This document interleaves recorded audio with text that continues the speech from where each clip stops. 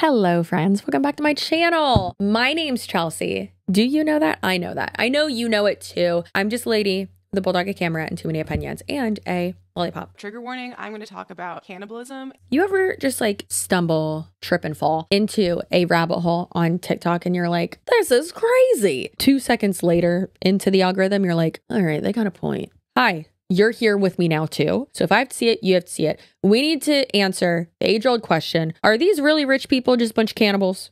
Are they? I don't know. Let's figure it out. So this first video is from Now She's Speaking. This topic does like tie into like the Epstein files and all that too, which, hey, release them.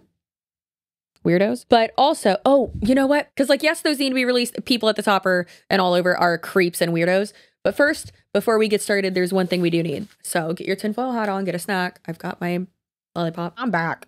All right, you ain't ready. Hello friends, before we get too far into this video, let's talk about the sponsor of this video, which is Aura. You know what I love so much? Twinkle trees. It just brings so much joy to my heart. You know what does not bring joy to my heart? Data brokers that are selling your information to scammers, spammers, creepy, nefarious people on the internet who, let's be honest, don't have the best intentions when they buy your information. And that's where Aura comes in. Aura does the hard work for you, submits those opt-out requests from those websites because those websites legally have to take down your information if you ask them. However, they make it real hard to, and it just takes so long. However, Aura is able to do that automatically for you in the background, and that's not all they do for you. They also have VPN services with over 100 different locations, password management, antivirus, real-time fraud alerts for credit and banking, and US-based support around the clock available to you just in case anything does go wrong. And if anything does go wrong, Aura includes $5 million in identity theft insurance protection, and they have US fraud experts available 24/7 for you. So go ahead and take advantage of the 14-day free trial at aura.com/CCSUAREZ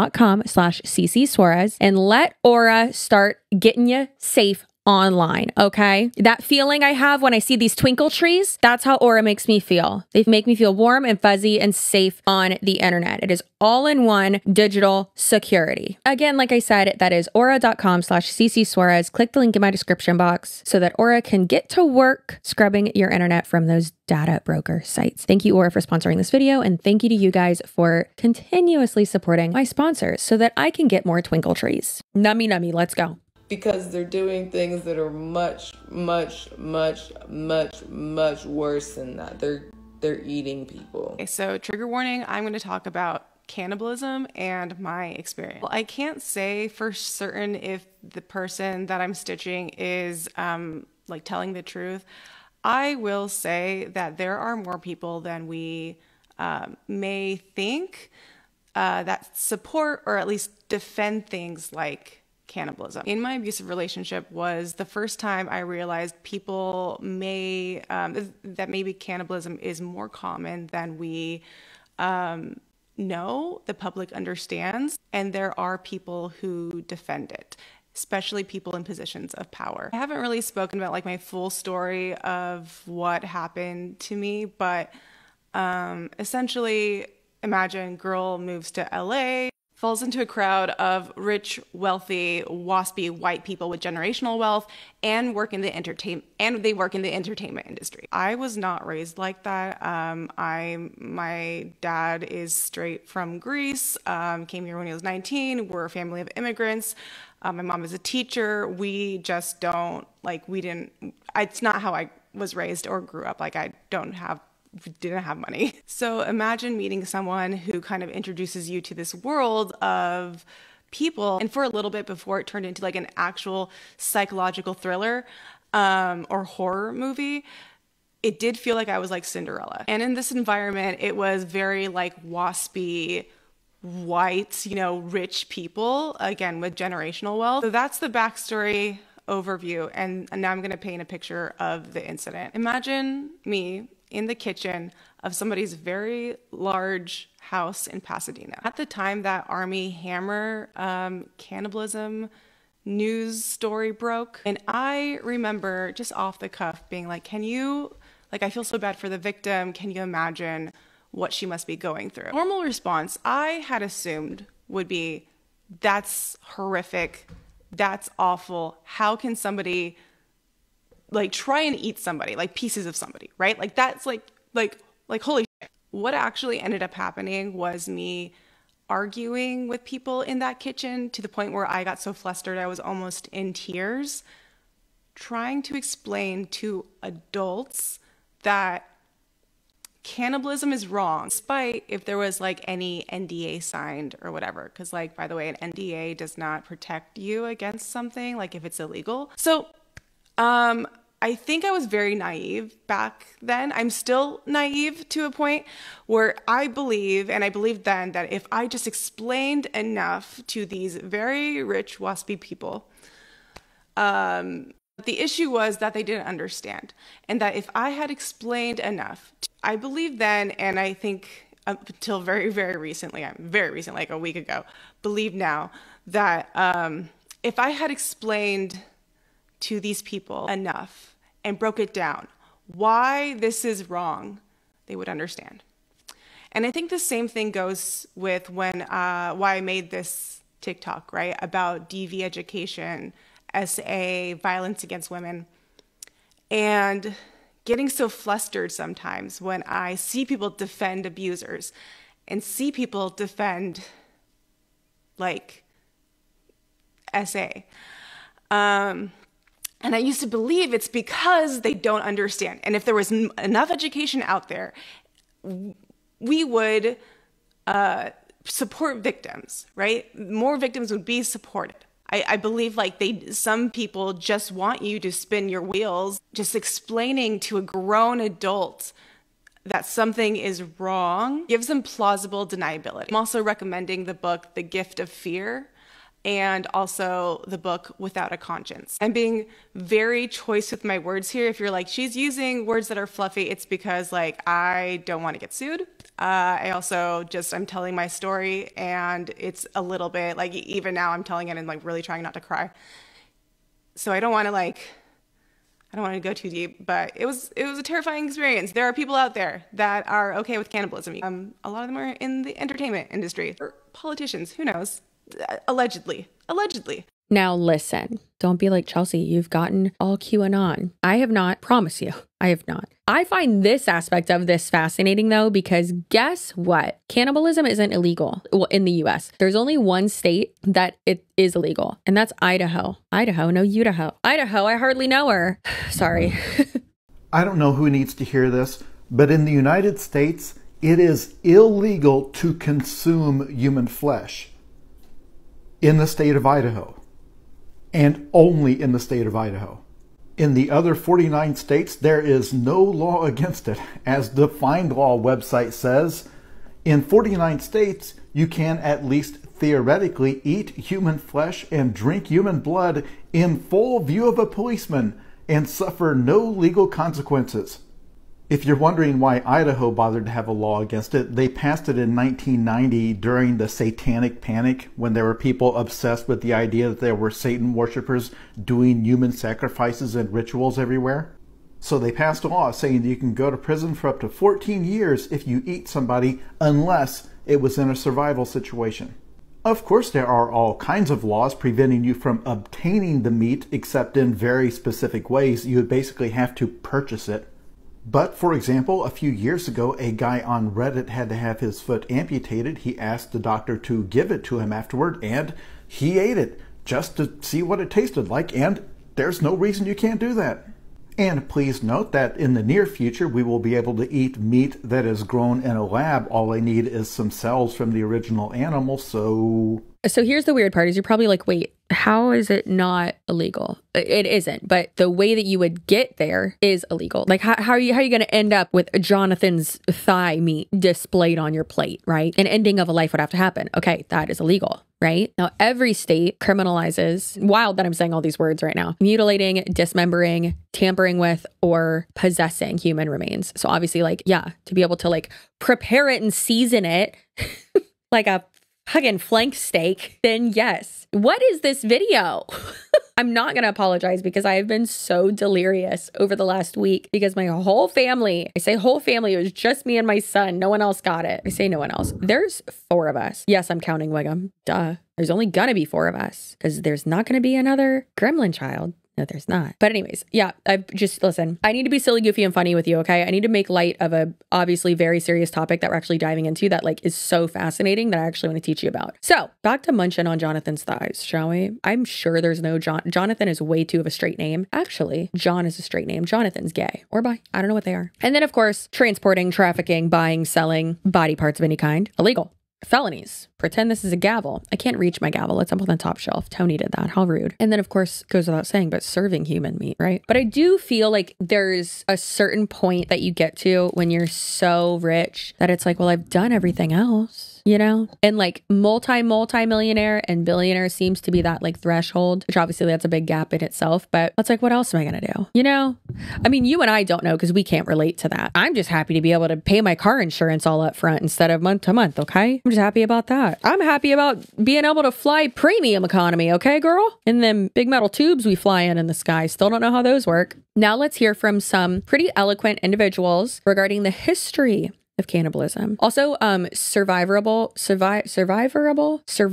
cannibalism. That's obviously different. Okay. Also, have y'all watched, speaking of eating people when you crash on a plane, have y'all watched Yellow Jackets? I've been told I need to really like a lot. So I probably should, right? Humans used to be cannibals. So what happened? Archaeologists who excavated parts of the Grandolina, which is a cavern located in the Atapuerca Mountains, found evidence of hominids participating in cannibalism as far back as 800,000 years ago. Multiple human bones that were discovered were found to have had cuts done by stone tools, which related to the exploitation of a carcass. While the dismantling of a carcass could sometimes be an indication of certain burial rituals, there was no discernible pattern in which the bones were dispersed. And considering there was bone breakage, the more likely explanation is the bones belonged to a person who got consumed by other hominids. While the earliest examples of cannibalism in the Grandolina seem to have been for nutritional benefit, there's also a possibility that it was done with some other spiritual or cultural purpose in mind. Even as humans evolved and created more advanced civilizations that could mirror society today, there was still a considerable amount of cannibalism going on. An example of this is a massacre that happened in Somerset, England. Archaeologists discovered over 3,000 bone fragments in a 15-meter deep shaft that dated back to 4,000 years ago. All of the bone fragments belonged to at least 37 different people. Being as it was a mixture of men, women, and children, it was likely they were all part of some settlement. You might be like, "One, how is this a massacre if there's only 37 people and 37 people in a fucking settlement? How is that even possible?" Shut up. We didn't have that big of a population size back then. That's huge. That's huge. The sheer violence of the attack indicates that it was probably an ambush from a nearby settlement. Which stands out as an oddity, as that period in England up until this discovery was seen as very, very peaceful. And of course, some bones had markings that revealed some of the individuals were partially consumed. And unlike the last example we spoke about, there was absolutely no necessity behind eating these people. Aside from violent attacks and nutritional benefit, there were other reasons why cannibalism was practiced, most notably as a funeral ritual. Funeral rituals which involved eating a corpse of a loved one was practiced pretty much everywhere in the world, from Europe, Asia, Africa, the Americas. The decline of cannibalism can be attributed to many things, but I would say it was primarily due to the rise of Abrahamic religions. The Enlightenment period also gave way to the rise of the concept of the individual, and that became super freaking important all of a sudden. Ethics became centered around humanity, improvement, and progress. Violence was no longer seen as triumphant, but rather as animalistic. Cannibalism started to become associated with tribal rituals, and due to prejudice and moral conflict, tribes began to be seen as primitive and inhumane for practicing cannibalism. So the cannibal developed from necessity. But as we evolved, it became more symbolic of other concepts, sometimes being seen as a warrior's greatest feat, or a representation of grief for the recently deceased. I just rhymed. And as our ethics developed, we began to really separate ourselves from the ideologies of the old world. That's what caused us to cast out the ideas of humans being cannibalistic in the first place. As a matter of fact, cannibalism became so controversial that sometimes people would just try to write it out of history altogether, just claiming that humans weren't cannibalists at all. There was no way any humans were cannibalists ever. So yeah, humans aren't like wired biologically to be averse to cannibalism. It's all just social conditioning. Get ready with me while I talk about the psychological effects of cannibalism. In this day and age, cannibalism is considered a mental illness and is also illegal. The only type of cannibalism that's actually legal is autocannibalism, which is eating yourself. An example of this is a woman eating her placenta after giving birth. Cannibalism is something that has consistently existed throughout human history for all different types of reasons. There are records of people eating humans a long time ago to try to gain their strength or gain their power or intelligence or something like that. There are also different tribes where cannibalism is considered a ritual. The most common tribe is known as Four, and they had about 300 cases of this mystery disease every single year. Mystery disease is called Zuru. You can track zero by eating the infected brain of another human. This is because of prions. Prions are crazy. They require their own video if I was going to actually explain them to you, but just know that prions cause the brain to be gradually destroyed. People also call it the laughing disease because it's characterized with uncontrollable laughing, uncontrollable body movements, especially right before death. Now, getting tribes, Kuru out of the way, what would cause a person to have cannibalistic tendencies if it was just like you or me, daily life? These mental illnesses just tend to be the most common when people have cannibalistic tendencies, so it doesn't mean that you're going to be a cannibal, it just means it's the most common in those type of people, even though cannibalism itself is very rare. So take what I'm saying with a grain of salt, this isn't common. Sometimes with different personality disorders where they are narcissistic and have a large ego, they'll desire to overcome deep-rooted frustrations by an extraordinary act, and sometimes they'll land on cannibalism. A lot of cannibals are psychotic, but there are some that aren't. Some know full well what they're doing and are actively choosing. People that kill for cannibalistic reasons usually have these elaborate fantasies. They find eating people very satisfying. They enjoy the process of taking the meat off of the bones. It makes them feel powerful and in control. Something cannibals typically enjoy is the feeling of not being alone, because cannibals tend to be pretty lonely people. I mean, and they'll always blame it on other people. They never look inward. Sometimes eating another person will give them the feeling that they're not alone, that they're with somebody else. It gives them the ultimate feeling of control. But what would happen if, say, you or I had to, eat a person? What would happen? Being forced to eat a human is highly traumatic, and it's a huge taboo. If you ever have to eat a human for survival, you will probably end up with trauma-related anxiety. We're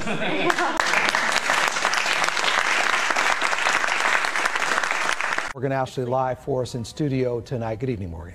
Good evening, Sean. So Representative Scott spoke this morning at a legislative committee in Boise. She's worried about the possibility that people are eating other people and may not know they're doing so. She says with the rise in human composting, which is legal in several states as a means of dealing with human remains, she was concerned about what other uses may be found. During today's meeting, she explains what finally convinced her to act. I was on a plane this summer, and I was watching, you just kind of randomly go through channels, and I watched a video of some food show, and the three contestants tasted the food and they had to guess what was in it. It was some kind of a sausage, and one of the options they told these people that was in the food was human flesh. And I thought, at that point, and this was on a plane this year, I thought, this is going to be normalized at some point. The way our society's going and the direction we're going, this is going to be normalized. Thank you. I'll be brief. I know we're all very hungry. We've had a lot of meaty bills today that we can really sink our teeth into, so I'm just going to nibble around the edges of this one. Truthfully, I'm really not sure this bill is fully cooked, because I think the instances of secondary fraudulent cannibalism in this state are really rare, or at most medium rare. Mr. Speaker, Mr. Speaker, I object. I object. Good lady from 2. This is from 18. very serious topic, and I understand it can make people feel uncomfortable, but I don't think making fun of this situation is a good thing. It is a crime in Idaho, and we're just expanding that criminal definition. So, good lady from 18, while we enjoy your humor, try to be okay. I will briefly wrap up. Just one final note. While I would prefer this bill were served with fava beans and a nice Chianti, I understand the lady's just trying to take a bite out of crime, so I will give this my green light.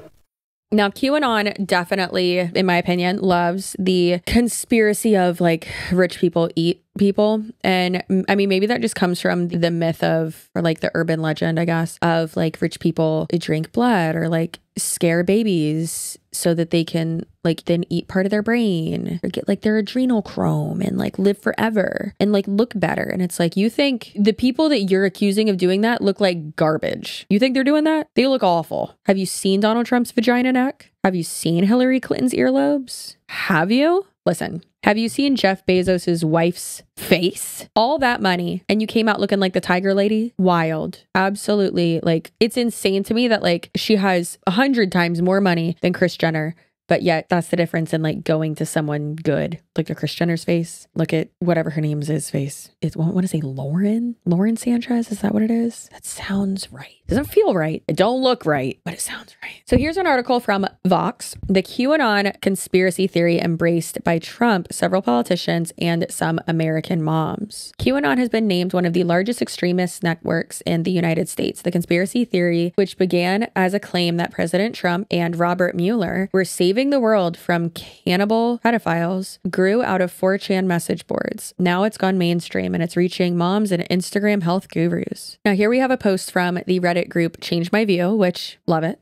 I actually have not been on Reddit in a while. Oh my God, I haven't. I deleted it off my phone and I don't have it saved as like a bookmark on my computer. And I've just been so busy. I'm really proud of myself. Wow, I didn't even think about that. Anyways, so this post says, I don't think cannibalism is that big of a deal. Change my view. So a thought experiment to begin. Somebody you don't know dies in a car crash. As an absurd last request, he asked that his body to be cooked and served by the top chef in a restaurant. One night, your friend, maybe as a joke or something, takes you to this restaurant and buys you a steak of human flesh. Well, first it wouldn't be flesh because that's like skin. It would be meat, but either way. And it just looks like a steak and there's no real evidence that it was once a part of a person. Would you eat it? And the original poster said, I would, and I'm a vegetarian. What's the big deal? We're a species that eats practically every other species on the planet, often with the rise of factory farming, causing vast amounts of suffering and pointless death in the process. Do we not eat people because humans are more intelligent? Does that mean that we can eat redacted people? When was this post made? Oh, 13 years ago. Okay. Not acceptable, but you know, I really don't understand, other than basic disgust, why some people believe cannibalism to be morally wrong. Whenever I see a movie and there's a plane crash or something and a survivor is faced with eat another one of the dead passengers, they always just go through a dramatic moral battle. Why? Sure, it would be unnerving and disgusting, but the other choice is dying. That's a pretty easy choice for me. Someone responded and said, no, I wouldn't, and I eat meat. My sense of empathy is much greater for humans than for animals due to humans being more like me. The knowledge that someone's aunt, uncle, brother, daughter, husband, etc. would haunt me in the same way that I wouldn't want to eat someone's pet. I couldn't eat another human being. Interestingly, there is a tribe, I don't have the specifics handy, but I can look it up if you're interested, that ate the brains of deceased members of the tribe. This resulted in a disease like a mad cow disease for people being passed from person to person within the tribe. This disease resulted in literal holes forming in the brain, turning someone insane and then killing them. So it can be unhealthy as well. Another person said, I remember reading about that incident in a book about genetics. I believe it is called Kuru in humans. I presented that thought experiment for a specific reason, and perhaps I should have added that the man's family and friends were all okay with his request as well, to remove the actual act of cannibalism from all of the other moral issues that may surround it. Assuming the man wanted to be eaten, what exactly do you mean by empathy? Who is the empathy towards? That is quite a thought-provoking question, so I do forward that question off to you in the comments. Would you? It's like the question of, there are a lot of conversations that not only we have on my channel, but